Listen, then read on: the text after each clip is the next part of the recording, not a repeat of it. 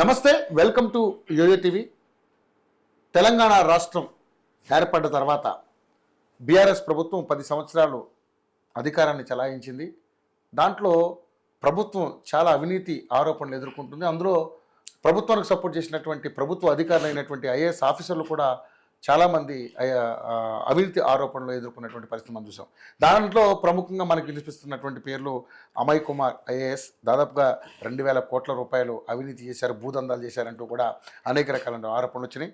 తర్వాత సిఎస్ సోమేష్ కుమార్ గారు కూడా జిఎస్టీ విషయంలో దాదాపు 1,400 కోట్ల రూపాయలు అవినీతి చేసినట్టుగా కూడా మనకి తేటతెల్లమైంది. ఇక ముఖ్యంగా చూసుకుంటే ఇప్పుడు బీఆర్ఎస్ పార్టీలో ఉన్నటువంటి ఏదైతే ఆర్ఎస్ ప్రవీణ్ కుమార్, అంతకుముందు తను ఏదైతే బీఎస్పీ పార్టీ నుంచి తెలంగాణ రాష్ట్రంలో పోటీ చేయడం, తర్వాత అనూహ్యంగా ఉన్నటువంటి రాజకీయ పరిణామాల వల్ల ఆయన మళ్ళీ బీఆర్ఎస్ని విభేదించి కూడా బీఆర్ఎస్లోనే జాయిన్ అవ్వడం అనేది అప్పుడు పెద్ద సంచలనమైంది. ఆయన కూడా దాదాపుగా గురుకులాల విషయంలో 500 కోట్ల రూపాయలు అవినీతి చేశారంటూ కూడా రకరకాల విమర్శలు వస్తూ ఉన్నాయి. మరి నిజంగానే అంతంత అమౌంట్ని ఎలా వీళ్ళు అవినీతి చేశారు అనే దాని మీద ఇప్పుడు ప్రభుత్వం ఏదైతే కాంగ్రెస్ ప్రభుత్వం ఉందో వీళ్ళందరినీ కూడా నిగ్గు తేల్చే విషయంలో, వాళ్ళందరినీ బయటకు లాగే విషయంలో ఎంక్వైరీల మీద ఎంక్వైరీలు మొదలుపెట్టింది.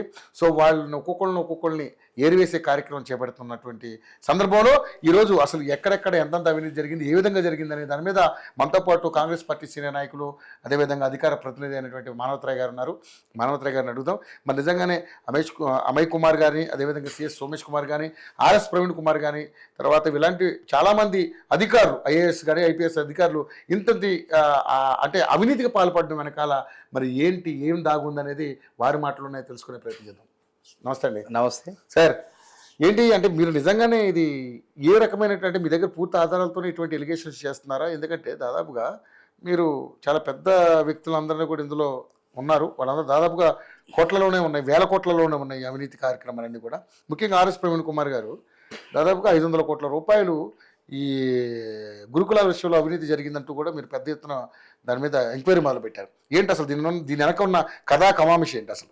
ఇప్పుడు గత ప్రభుత్వంలో పాలకుల అడుగులకు మడుగులొత్తుతూ వాళ్ళ శాఖల్లో ఉన్నటువంటి ప్రజాధనాన్ని వాళ్ళు ఐఏఎస్లు, ఇప్పుడు అమయ్ కుమార్ కానివ్వండి, తర్వాత సోమేష్ కుమార్ కానివ్వండి, ఆర్ఎస్ ప్రవీణ్ కుమార్, వీళ్ళు ఆడ పెత్తనం చెలాయిస్తూ అక్కడ డబ్బుని దోచుకొని వీళ్ళు దాచుకొని కొంత ప్రభుత్వంలోని పెద్దలకు పంచినట్టు సమాచారం. అందుకే వాళ్ళు బానిసలుగా ఉన్నారు ఐఏఎస్లు. ఆ రోజు కాళ్ళు మొక్కటం, కవిత కాళ్ళు మొక్కటం, కేసీఆర్ కాళ్ళు మొక్కటం ఇట్లాంటివి చేశారు.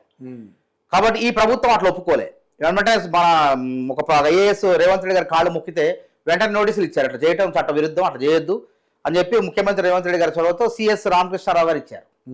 అయితే ఇక్కడ మనం ఆర్ఎస్ సోమేష్ కుమార్ గారిది 1,400 కోట్లు. అది ఎట్లా? వాణిజ్య పన్నుల శాఖలో జిఎస్టీ అవినీతి. అది ఆ జిఎస్టీ అవినీతి ఏంటంటే ఈయన వస్తువులు కొనుగోలు చేయకుండానే నకిలీ బిల్లులు సృష్టించి మొత్తం 1,400 కోట్లు అవినీతికి, జిఎస్టీ అవినీతికి పాల్పడ్డారని చెప్పి సిఐడి అధికారులు తేల్చేశారు. ఆయన నోటీసులు ఇచ్చారు. ఆయనతో పాటు ఇంకా మిగతా 3 అధికారులకు ఇచ్చేశారు. ఇక అమయ్ కుమార్ అయితే 2,000 ప్రభుత్వ భూమిని అప్పనంగా వేరే ప్రైవేటు వ్యక్తులకు మొత్తం దాని విలువ 2,000 కోట్లు దోచిపెట్టిండు. ఇక ఇప్పుడు ఆర్ఎస్ ప్రవీణ్ కుమార్ దగ్గరికి వద్దాం. గురుకులాల్లో ఆయన వచ్చిన దగ్గర నుంచి ఆయన దేశం 2011, 11, 12 ప్రాంతంలో కాంగ్రెస్ హయాంలో వచ్చిండు. కానీ కాంగ్రెస్ హయాంలో ఎటువంటి ఉల్లంఘనలకు పాల్పడలే. ఆయన కాంగ్రెస్ హయాంలో ఆయన అటు నక్సలైట్ల నుంచి, ఇటు పరిటాల రవి అనుచరుల నుంచి, కుటుంబం నుంచి భయపడి ఆ భీతితో అంబేద్కర్ అవతారం ఎత్తి గుండు కొట్టించుకొని గురుకులాల కార్యదర్శిగా మా కొప్పుల రాజుగారితో మాట్లాడి, అప్పుడు కాంగ్రెస్లో సీనియర్ నాయకుడు ఆయన, ఇప్పుడు ఏఐసిసి ఇన్ఛార్జ్గా ఉన్నారు, వారితో మాట్లాడుకొని దామోదర్ రాజనగర్తో మాట్లాడుకుని నేను సేవ చేస్తా పిల్లలకంటే వాళ్ళు ఆ పదవి ఇచ్చారు ఆయనకి. జనరల్గా ఐఏఎస్లే ఉంటారు, దానికి ఐఏఎస్లే ఉంటారు. ఎందుకు పరిటాల రవి అంటే పరిటాల రవి హత్య కేసులో ఉన్న పచ్చ జరిగినప్పుడు ఈయన ఎస్పీగా ఉండి అక్కడ నీ పాత్ర ఉందని చెప్పి అక్కడ ఉన్నటువంటి టీడీపీ కార్యకర్తలు ఆయన్ని మీద దాడి చేసే ప్రయత్నం చేశారు, రాళ్ళ దాడి చేసే ప్రయత్నం, వీడియోలు కూడా ఉన్నాయి. రాయలసీమలో అనంతపురం ఎస్పీగా ఉన్నాడు.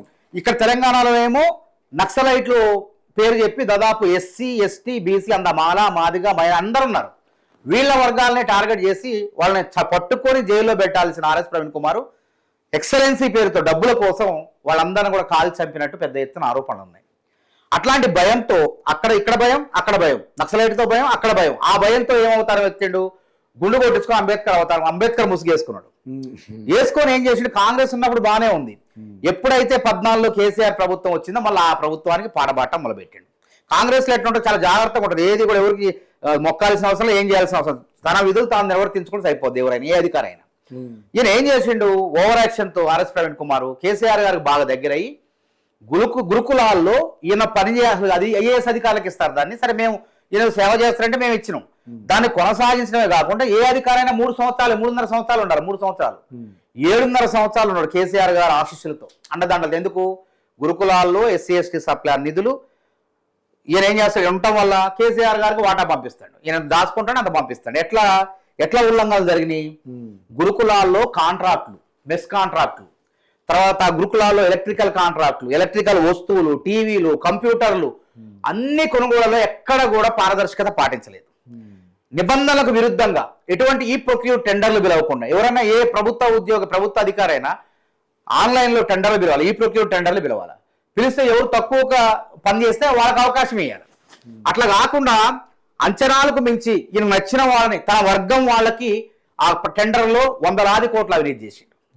అది ఉల్లంఘనలు బయటపడి, నేను చెప్పింది కాదు, ఆడిట్లో బయటపడ్డాయి. 2017 నుంచి 20 వరకు ఆడిట్ చేస్తే ఆడిట్లో తేటతెల్లం అయిపోయింది, ఇందులో ఇంత అవినీతి జరిగింది.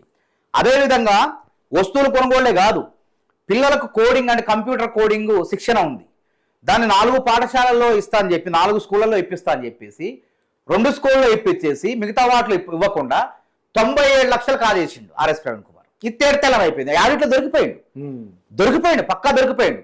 అదేవిధంగా ఉద్యోగాలు ఇవ్వాలంటే ప్రభుత్వంలో ఆర్థిక శాఖ అనుమతి ఉండాలి. ఆర్థిక శాఖ కాంట్రాక్ట్ అయినా ఏదైనా ఆర్థిక శాఖ అనుమతి ఇచ్చిన తర్వాత వాళ్ళని విధుల్లో తీసుకోవాలి. అసిస్టెంట్ కేర్ టేకర్లు, తర్వాత కమ్యూనిటీ రిలేషన్ ఆఫీసర్లు అని చెప్పి, కంప్యూటర్ ఆపరేటర్లు అని చెప్పి, ఈయన నచ్చిన వాళ్ళని గురుకులాల్లో ఆ అవినీతి బయటపడకుండా ఉండాలంటే ఈయన వర్గాన్ని, వేరే వర్గాలు అయితే ప్రశ్నిస్తారు కదా, ఈయన వర్గాలని చెందిన ఒక వర్గం వ్యక్తులనే పెట్టుకోవడం పెద్ద అవినీతి ఇది. వాళ్ళకి మళ్ళీ ఏం చేసిండు, వాళ్ళకి జీతభత్యాలు ఎట్లా ఇచ్చిండు, ఎస్ఆర్ శంకర్ అనే ఏజెన్సీని సృష్టించండి. నేనే ఎస్ఆర్ శంకరన్ అంటే ఆ గురుకులాలకు పురుడు పోసినటువంటి వ్యక్తి, మహానుభావుడు, నిజాయితీపరుడు, ఒక ఐఏఎస్, కేరళ బ్రాహ్మణు. చనిపోయేటప్పుడు చిల్లకు ఒక జత బట్టలు మాత్రమే ఉన్నాయి, సొంత ఇల్లు కూడా లేదు, ఆయన పెళ్లి కాలేదు. తన జీవితం మొత్తం కూడా దళితుల కోసం, గిరిజనుల కోసం, ఆదివాసీల కోసమే త్యాగం చేసిండు ఆయన.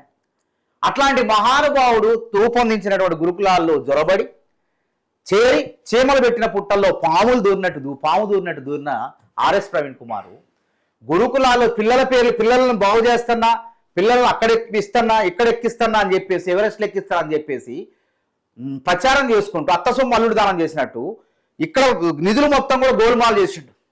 పెద్ద గోల్మాల్ గోవిందం ఆర్ఎస్ ప్రవీణ్ కుమార్. గురుకులాల్లో గోల్మాల్ చేసిన గోల్మాల్ గోవిందం ఆర్ఎస్ ప్రవీణ్ కుమార్. కోట్లాది రూపాయలు. ఇంకోటి చెప్తా, స్వేరో అనేది ఏంది, పూర్వ విద్యార్థి సంఘం. అసలు ఈయన పూర్వ విద్యార్థి కూడా కాదు, గురుకులాల్లో చదవాలి ఎప్పుడు కూడా. ఆ పేరు చెప్పేసి దాన్ని తన వర్గానికి సంబంధించిన వాళ్ళని ఒక సైన్యంగా పెట్టుకొని స్వేరో అని చెప్పించుకొని, స్వేరో అంటే ప్రైవేట్దే కాదు, ప్రభుత్వం కాదు కదా, గురుకులాల కార్యాలయంలోనే స్వేరో పెట్టేసి ఆ పక్కనే SR Shankar agency outsourcing agency. ఇప్పుడు గురుకులాల కార్యాలయానికి స్వేరోకి ఏం సంబంధం, పోనీ గురుకులాల కార్యాలయానికి ప్రైవేట్ అవుట్ సోర్సింగ్ ఏజెన్సీకి ఏం సంబంధం? 2 కూడా అక్కడే పెట్టిండు. అక్కడే పెట్టి తన కనసనలో ఉంచుకుంటూ ఆ ఏజెన్సీ కూడా విచారణ జరపాలి. ప్రభుత్వం నుంచి అంటే వీళ్ళ ఉద్యోగాలను పెట్టుకున్నారు, వీళ్ళందరూ జీతభత్యాలు, వాళ్ళ 15,000 ఉంటే ఏజెన్సీ మధ్యలో 5,000 6,000 దుబ్బ 10,000 ఇటు. ఇట్లా ఈ డబ్బులు మొత్తం కూడా మనీ లాండరింగ్ పాల్పడిండు, కిట్ఫోకు పాల్పడిండు. అందుకే ఈడీ కూడా రావాలి దీనిపైకి, సిబిఐ కూడా విచారణ జరపాలి. అట్లా ఆ విధంగా అక్రమాలకు, అవకతవకలకు పాల్పడింది. ఆ రోజు 2017లోనే లోకాయుక్తులో ఫిర్యాదు చేసిన కేసీఆర్ ప్రభుత్వం దానిపై విచారణ జరపదు. ఎందుకంటే పెంచి పోషించేది కేసీఆర్ కాబట్టి ఆయన మీద ఎట్లా విచారణ చేస్తాడు, చేయలేదు. ఇప్పుడు కాంగ్రెస్ ప్రభుత్వం ఏం చేస్తాడు, ప్రభుత్వ ఖజానా ఎందుకు ఖాళీ అయింది? కేసీఆర్ 1,02,000 కోట్లు దుబారా చేసిండు, కాళేశ్వరం ప్రాజెక్టు ప్రయోజనం లేకుండా దుఃఖదాయకంగా కట్టిండు. అక్కడ 1,00,000 కోట్లలో 1,00,000 కోట్ల అవినీతి కాదు, అందులో 20,000 కోట్ల 30,000 కోట్ల నాసిరకంగా కట్టడం మూలంగా వాళ్ళ జేబులో పోయినాయి కమిషన్. ఇక్కడ ఏమైందంటే ఈ సోమేష్ కుమార్ 1,400 కోట్లు, అమయ్ కుమార్ 2,000 కోట్లు, ఈ ఆర్ఎస్ ప్రవీణ్ కుమార్ సుమారు 500 కోట్లు అంటున్నారు. ఈ 500 కోట్ల వల్ల ప్రభుత్వ ఖజానా ఖాళీ అయింది, వీళ్ళ ఖజానాలు నిండినాయి. అదేవిధంగా 26 కార్లు, ఇప్పుడు మొన్న స్మితా సబర్వాల్ అగ్రికల్చర్ యూనివర్సిటీకి ఒక ఇన్నోవా కారు పెట్టుకుంది, ట్యాక్సీ ప్లేట్ కాదు, మళ్ళీ ఓన్ ప్లేట్ పెట్టుకొని దాదాపు 60 లక్షల బిల్లు చేసుకుందాం. 60 లక్షల బిల్లు. అట్టనే ఈ ఆర్ఎస్ ప్రవీణ్ కుమార్ గురుకులాల్లో 25-26 కార్లు పెట్టేసి సొసైటీ డబ్బుల్ని గురుకులాల డబ్బుల్ని వాళ్ళకి అప్పచెప్పిండు. ఎక్కడ అవినీతి ఉంది, ఇది కూడా ఉల్లంఘనే. ఇట్లా రకరకాలుగా ఏజెన్సీలు పెట్టి, ఈయన బినామీ వ్యక్తులతో ఏజెన్సీలు పెట్టి, తన వర్గం వాళ్ళతో ఏజెన్సీలు పెట్టి గురుకులాల్లో డబ్బు మొత్తం ఆయన స్వేరో సొసైటీకి అక్కడ ఇక్కడ తరలించిండు పెద్ద ఎత్తున అని చెప్పి పెద్ద ఎత్తున ఆడిట్లో తేలుతుంది. కాబట్టి ఇక్కడ మనం ఏంటంటే ఇప్పుడు ఈ పెద్ద ఎత్తు సమ్మర్ క్యాంపులు ఉంటాయి. సమ్మర్ క్యాంపుల్లో దాదాపు కోట్లాది రూపాయలు పిల్లలకు అది నేర్పిస్తా, వైదిక్ మ్యాథ్స్, అబకస్, రకరకాలు కంప్యూటర్ శిక్షణలు ఎక్కడో ప్రైవేట్ కాలేజీలో బతిలాడుకొని పెడతారు. దాని వాళ్ళ అద్దెకిచ్చిన వాళ్ళే నేర్పినట్టు, వాళ్ళు ఉచితంగా నేర్పుతారు. ఉచితంగా డబ్బులు ఇచ్చినట్టు తీసుకొని కోట్లాది రూపాయలు ఎట్లా కూడా జేబులో వేసుకోవడం జరిగింది. కాబట్టి దీని పెద్ద ఎత్తున గోల్మాల్ జరిగింది. దీనిపైన వెంటనే ఇప్పుడు ఆడిట్ విజిలెన్స్ విచారణ జరుగుతుంది, కానీ వేగవంతంగా జరగాలి. వేగవంతంగా జరిగితే ఆర్ఎస్ ప్రవీణ్ కుమార్ దొంగన అనేది తెలిసిపోద్ది. అదేవిధంగా కోడింగ్ దాంట్లో చెప్పిన కదా 2-3 పెట్టేసి 97 లక్షలు అక్కడ దొబ్బేసిండు. ఇట్లా అనేక రకాలుగా ఉల్లంఘన పాల్పడి ఏం చేసిండు, అన్ని బయటపడిద్దని చెప్పేసి ఏం చేస్తాడు, ఇప్పుడు గురుకులాల మీద విషయ ప్రచారం చేస్తాడు. గతంలో గురుకులాల్లో ఓన్లీ ఎస్సీ గురుకులాలే 238 ఉన్నాయి. మొత్తం కలిపితే 1040 గురుకులాలు. 1040 గురుకులాల్లో మొత్తం కలిపితే దాదాపు 4-5 లక్షల మంది విద్యార్థులు ఉంటారు మొత్తం కలిపితే. అయితే ఈ ఆర్ఎస్ ప్రవీణ్ కుమారు ఉన్నన్ని రోజులు ఆ మెస్సుల్లో విషాహారం అని చెప్పి ఈ మధ్య రావట్లే. ఇప్పుడున్న సెక్రటరీ ఐఏఎస్ పాపం ఓబీసీ బ్రాహ్మణ్ అని చెప్పి వీళ్ళ వర్గం ప్రచారం చేస్తుంది. మన దళిత పిల్లలకు అన్యాయం చేస్తుంది, బాపనోళ్ళు మొత్తం వాళ్ళు చేరారు అని ఇట్లా ఈ రకంగా ప్రచారం చేసి తప్పించుకో. అలుగు వర్షిని ఓబీసీ పాపం బలుగు బలహీన వర్గాలు చెందిన ఆ వ్యక్తి ఎట్నో ఐఏఎస్ కష్టపడి చదివింది, వచ్చిన తర్వాత ఈ అక్రమాలన్నింటిని కూడా కట్టడి చేస్తుంది. ఎవరైతే అసిస్టెంట్ కేర్ టేకర్లు ఉన్నారో వాళ్ళందరం తొలగించేసింది. సిఆర్ఓని తొలగించి, కమ్యూనిటీ రిలేషన్ ఆఫీసర్ తొలగించింది. ఎలక్ట్రికల్ ఎవరైతే ఉన్నారో వాళ్ళందరం తొలగించింది. ఎలక్ట్రికల్ కాంట్రాక్టర్లు ఎవరైతే వాళ్ళు ఉన్నారో, కాంట్రాక్టులు ఎంప్లాయీస్ ఉన్నారో వాళ్ళందరినీ తొలగించి, వీళ్ళకి ఎందుకంటే అనుమతులు లేవు, ఆర్థిక శాఖ అనుమతులు లేవు. ఎట్లా ఉత్తగా దొడ్డిదారులు డబ్బులు ఇవ్వటం. తర్వాత స్వేరోలు గతంలో కాలేజీలో పోయి ప్రిన్సిపాల్ని బెదిరించి స్వైర వ్యవహారం చేసి ఇష్టారీతిగా వ్యవహరించేవాళ్ళు ఆర్ఎస్ ప్రవీణ్ కుమార్ అన్నతో. ఇప్పుడు వాడన్నింటిని కూడా లోపల రానికి, వాళ్ళు ఎవరిని కూడా లోపల రానిట్లేదు.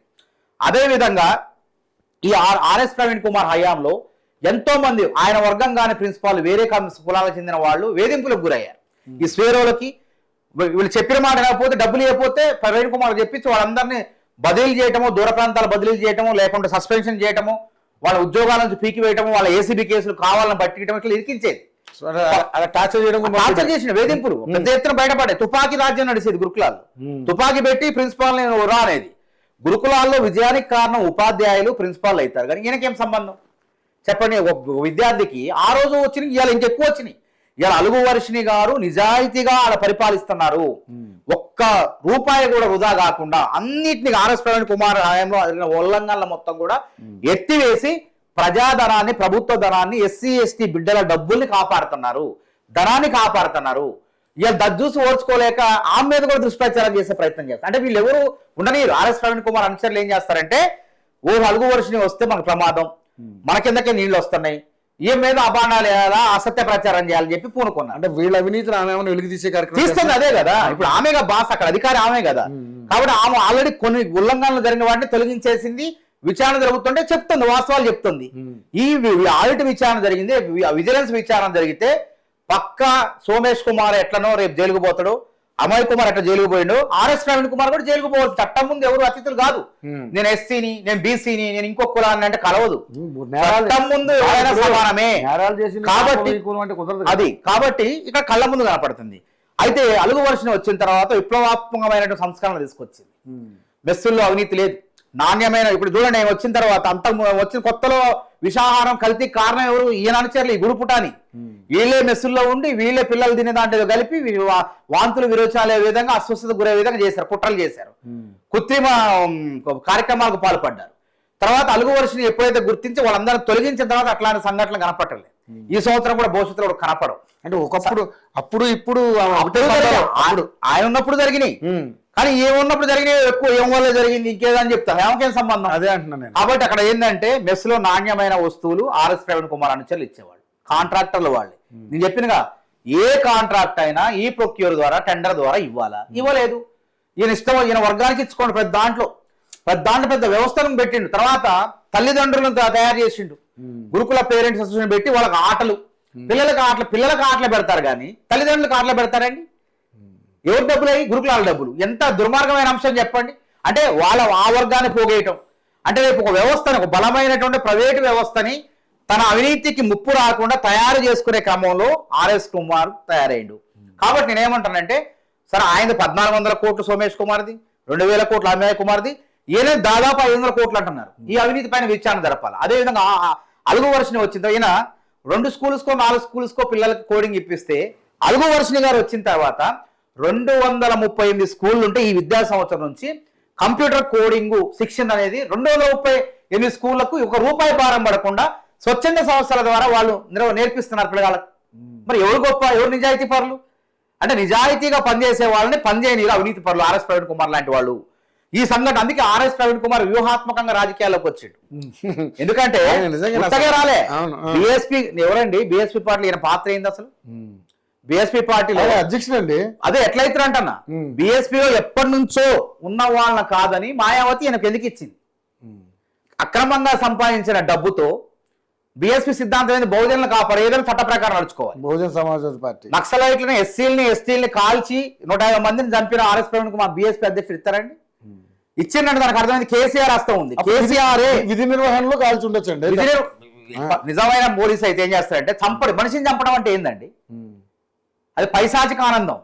ఇలా బీజేపీ ప్రభుత్వం చేసేది కూడా అదే. వాళ్ళు లొంగిపోతున్నారంటే వాళ్ళ లొంగిపోకుండా, చర్చలు జరపకుండా పిట్టను కాల్చినట్టు కాలుస్తున్నారు. ఎంత దారుణం అండి ఇది! మన ధర్మాలు, హిందూ ధర్మాలు చెప్పింది మనిషి హింస, మనిషిని చంపటం న్యాయమా? న్యాయం చెప్పండి. అంటే వాళ్ళ ఉద్దేశం వాళ్ళు నక్సలైట్ అనే వాళ్ళు ఉగ్రవాదులు కాదు, వాళ్ళు ఈ దేశ పౌరులు. సమాజంలో అసమానతల కోసం వాళ్ళు పోరాటం చేస్తున్నారు. వాళ్ళు పెత్తందారులకు ఆ పోరాటం ఏదో సమాజంలోకి వచ్చి చేయమని, అందుకే వాళ్ళు ఏమంటున్నారు, మమ్మల్ని చర్చలు పిలవమంటున్నారు దానికోసమే. కానీ వీళ్ళు చంపుతున్నారు కదా. మేము అదే చెప్తాం, మేము చర్చలు పిలవండి, మేము వస్తామంటే వాళ్ళు అయినట్టు చంపేస్తారు. అదే ఆర్ఎస్ ప్రవీణ్ కుమార్ చేసిండు. మరి నిజమైన అంబేద్కర్ వాళ్ళు చంపుతురా? మనసు ఒప్పిద్దా? ప్రేమ, దయ, జాలి. అంబేద్కర్ రాజ్యాంగం రాసి చట్టాలు రూపొందిస్తే ఏమి ఉండాలా? పట్టుకొని వాళ్ళని జైల్లో పెట్టాలి చట్ట ప్రకారం. ఏ అధికారైనా చంపొద్దు, కానీ ఆయన చంపేసిండు. మరి ఈయనకు బిఎస్పీ పగ్గాల టప్ చెప్పారంటే చట్టాన్ని చేతిలో తీసుకున్నాడు అంటారు. చట్టాన్ని తీసుకున్నాడు, చంపేసి డబ్బులు వచ్చింది. చంపేసి డబ్బులు ఇస్తుంది, అవార్డ్స్ ఉంటాయి వాళ్ళ మీద. నక్సలైట్ మీద అవార్డులు చంపిన వాళ్ళకి వస్తాయి. అట్లా తీసుకున్నాడు. అదే విధంగా ఈయనకు అధ్యక్ష పదవిని కేసీఆర్ గారు ఇప్పించిండు. నువ్వు వెళ్తుంటే వద్దు, నీ సేవలు కాదు, నువ్వు విడిపోయినట్టుండు. కాంగ్రెస్ పార్టీ ఓటు బ్యాంకు చేల్చడం కోసం వ్యూహాత్మకంగా కేసీఆర్ పన్నిన ఎత్తుగడది. కాంగ్రెస్ పార్టీకి దళితులు ఓట్లేస్తారు, ఎస్సీ ఎస్టీలు. నువ్వు దళితుల్లో ఒక ఆఫీసర్ గా గురుకులాలని అభివృద్ధి చేసావు అని చెప్పి నువ్వు పేరుంది కాబట్టి నువ్వు వెళ్ళిపో, పార్టీ బీఎస్పీలో చేరని చెప్పి మాయావతికి కేసీఆర్ ఆర్ఎస్ ప్రవీణ్ కుమార్ డబ్బు అంతే. అదే జరిగింది. ఎట్లిస్తారండి అధ్యక్ష పదవి? ఎట్లిస్తారంట అధ్యక్ష పదవి కాదు, ఆ పార్టీకి సభ్యత్వం లేకుండా. మీరు ఎలా అంటున్నారు మానవతరాయ్ గారు? మరి సమాజ్వాదీ పార్టీ కూడా ఇక్కడ కూడా బీఎస్పీ కూడా ఇక్కడ బలపడాలని ఆ మాయావతి ప్లాన్ చేసి ఉండొచ్చు కదా. బలపడితే బీఎస్పీ జెండా బట్టలకి ఇవ్వాలా? తెలంగాణ సమాజ్వాదీ పార్టీ వేరు, బీఎస్పీ వేరండి. బీఎస్పీ సిద్ధాంతాలు పుణికి పుచ్చుకొని ఇప్పటికి కూడా చాలా మంది ఏ పార్టీలు మారకుండా అంబేద్కర్, మాయావతి, కాన్షీరామ్ సిద్ధాంతాలు పట్టుకొని అదే పార్టీలో కొనసాగుతారు. వృద్ధాప్యం వచ్చిన అదే పార్టీ జెండా పట్టారు. అట్లాంటి వాళ్ళు పార్టీని అభివృద్ధి చేస్తారా? ఆర్ఎస్ ప్రవీణ్ కుమార్ అంటే తేటతెల్లమైంది కదా, ఏం చేసిండు? కానీ వదిలేసి ఆర్ఎస్ ప్రవీణ్ కుమార్ కూడా ఒక బహుజనవాదిగా గుర్తింపు సాధించుకున్న తర్వాతనే ఆయన మీద అటువంటి అవకాశం కాదు అక్కడ జరిగింది. నేను చెప్పిన ప్రధాన ఉద్దేశం ఏంటంటే కేసీఆర్ గారు ఏమంటే ఆ రోజు నాకు ఉప ప్రధానమంత్రి మన రాష్ట్రపతి పదవి ఏంటి, నేనే అన్ని పార్టీలు డబ్బులు ఖర్చు పెడతాను. అందులో భాగంగానే ఆర్ఎస్ ప్రవీణ్ ఈ రాష్ట్రంలో కాంగ్రెస్ పార్టీ గెలవకుండా ఉండాలంటే దళితుల ఓట్ల బ్యాంక్ రావద్దు కాబట్టి ఆ ఓటు బ్యాంక్ చేయించి ఆయన పోటీ చేయించిండు. మరి అంత ప్రేమ ఉన్న ఆర్ఎస్ ప్రవీణ్ కుమార్ నేను అంత గౌరవించి ఆ పార్టీ అధ్యక్ష ఇస్తే ఎందుకు వచ్చిండు? ఆ పార్టీ వదిలిపెట్టి ఎందుకు వచ్చిండు చెప్పండి? అంటే ఇది మళ్ళీ అందులో మన కాంగ్రెస్ లో చేరిండా, బీఆర్ఎస్ లో చేరిండు అంటే అర్థమైంది, క్లియర్ గా అర్థమైపోయింది. వీళ్ళ మైత్రి చీకటి ఒప్పందాలు, రహస్య ఒప్పందం అర్థమవుతుంది. కాబట్టి గురుకులాల్లో ఇప్పుడు అభివృద్ధి జరుగుతుంది. డ్రెస్సులు, యూనిఫామ్ల విషయంలో కూడా 9.5 కోట్లు నాణ్యత లేనటువంటి దుస్తులు పిల్లలకి ఇచ్చి అక్కడ దాదాపు ₹1 9 కోట్లలో దాదాపు 2 కోట్లు 3 కోట్లు వెనకేసుకున్నారు. ఇట్లా ప్రతి దాంట్లో కూడా, ప్రతి అంశంలో కూడా, కొనుగోళ్లలో, టీవీల కొనుగోళ్లలో కంప్యూటర్ల కొనుగోలులో ప్రతి అంశంలో కూడా 10 రూపాయలు 20 రూపాయలు ఉన్న వస్తువుని 50 రూపాయలకి చూపించారు, లెక్కలు చూపించారు. ఏం చేశారు? మళ్ళీ 20 రూపాయలు వస్తువు ఉంటుంది, 50 రూపాయలు లెక్కలు పెడితే మనకెంత 30 రూపాయలు ఉంటాయి కదా. ఈ 30 రూపాయలు 20 రూపాయలు కేసీఆర్కి, 10 రూపాయలు ఆర్ఎస్ ప్రవీణ్ కుమార్. అందుకే ఏం చేసిండు కేసీఆర్? వాడు బామ్మర్ది టికెట్ ఇప్పించుకోండి వికారాబాద్ మెతుకు ఆనంద్కి. ఈ విధంగా చేయటం వల్ల మెతుకానంద్ బామ్మర్ది కదా, సొంత బామ్మర్ది.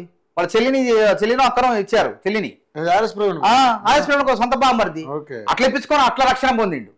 చివరికి ఇక ఇదంతా బయటపడిద్ది అని చెప్పి ఏం చేసిండు? రాజకీయ అవతారం అయితే బీఎస్పీలో పోయి కాంగ్రెస్ ఓటు బ్యాంక్ గెలుద్దాం, కుదరలేదు. మళ్ళీ వచ్చి టీఆర్ఎస్లో చేరిండు. టీఆర్ఎస్ చేరిన క్రమంలో అంటే అంతకు ముందు నుంచే విచారణ జరుగుతుంది, అంత ఆషామాషి కాదు. 17 నుంచి లెక్కలు దిత్తి ఇప్పుడు తేలింది. 17 నుంచి 20 వరకు లెక్కలు తీస్తే గురుకులాల్లో జరిగిన అవకతవకలు తీస్తే ఇప్పుడు తేలింది. ఏంటంటే సుమారు వస్తుంది సార్ 500, 100 కోట్ల, 50 కోట్లు అవినీతి జరిగింది. మరి అవినీతి జరిగినప్పుడు విచారణ జరపాలా వద్దా? పక్క. కాబట్టి అవినీతిని ఎవరు చేసినా సరే చట్టం ముందు అందరూ సమానులే. తప్పకుండా దీనిపైన విచారణ జరగాల, ఈడీ జరగాల, సిబిఐ జరగాల, రాష్ట్ర ప్రభుత్వం విజిలెన్స్ జరగాల, అవసరమైన సిఐ అన్ని జరగాల. వాస్తవాలు తెలవాలా. ఎంత సొమ్ము తిన్నారో ఆ 1400 కోట్లు ఆడిపోయినాయో ఆ లెక్క తీసుకురావాలా, కక్కియాల. మళ్ళీ ప్రభుత్వ ఖజానాలో పడాలి డబ్బులు మొత్తం కూడా.